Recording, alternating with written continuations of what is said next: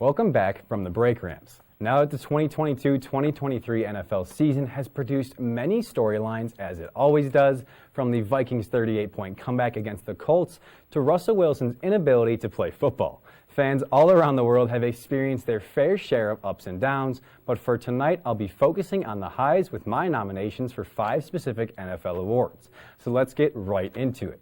First, starting with Coach of the Year, I'm going with Nick Sirianni. This is the coach of the Philadelphia Eagles, who had the #1 seed in the NFC and hosted playoff games all throughout and got that bye. But they had the #1 scoring offense, and they were #1 for touchdowns per game. But it's not just their offense with Jalen Hurts, Devontae Smith, and A.J. Brown in it. It's their defense that had the least yards allowed and the least yards per play in the entire league. So a team offensively and defensively super elite and just a good coach for the entire team. And obviously they made the Super Bowl, but these awards are just on the regular season.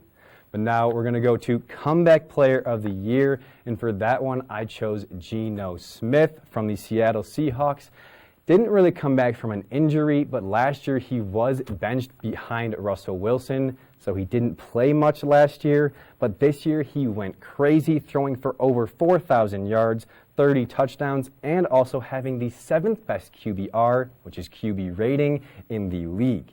He also led the Seahawks to a 9-8 record and qualified for a playoff spot. The other nominations were Saquon and McCaffrey, who I just don't think had as big of an impact on a team as Geno did. But now we're going to go to Offensive Player of the Year with Justin Jefferson. Justin Jefferson is a receiver for the Minnesota Vikings, and he is an animal, going for over 1,800 yards, just shy of those records up there with Cooper Kupp and Calvin Johnson. Also having the league lead in receptions with 128. So the league lead in receptions and yards, and 11th in touchdowns with 8 on the year. And the other nominees to me just didn't have the stats to put up with Justin Jefferson. Tyreek Hill had lower receiving stats, and the other 2 nominees, Jalen Hurts and Patrick Mahomes, don't seem to fit that narrative of Offensive Player of the Year to me. I think it has to be Justin Jefferson. But now we're going to go to Defensive Player of the Year, which was a bit of a question before the awards. I chose Nick Bosa, but there are definitely some guys you could have chosen over him.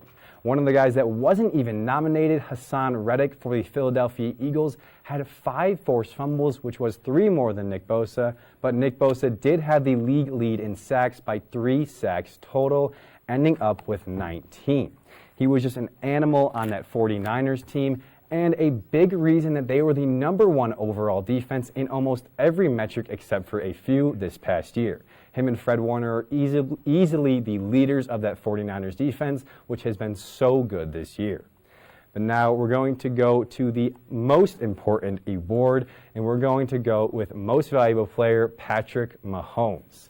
For me, this one wasn't really a race, as Mahomes led the league in yards and touchdowns and had the 14-3 record, good for the first seed in the AFC.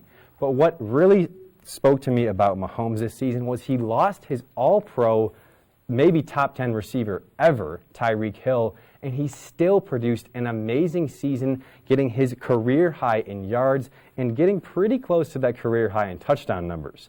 I know he still had Travis Kelce, but his other weapons just were not that good, and he still led the team to the #1 record in the AFC. And now, as I said, these awards don't count the playoffs, but he did just lead the Chiefs to the Super Bowl, and we'll see how that goes in 2 weeks.